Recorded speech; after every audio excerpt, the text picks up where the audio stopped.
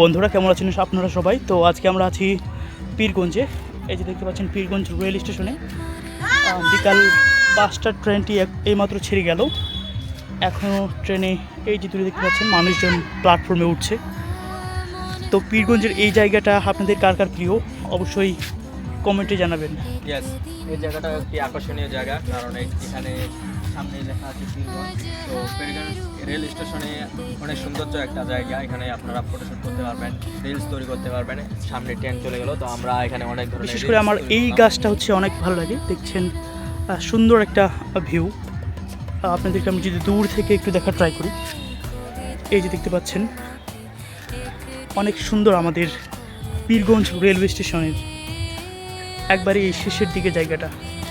তো এই গাছটার নাম যদি আপনার জানা থাকে তো অবশ্যই কমেন্টে বলে যাবা। গাছটি অনেক আকর্ষণীয় করে তুলছে এই জায়গাটা।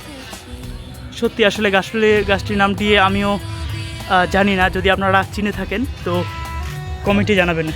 অবশ্যই কমেন্টে জানাবেন।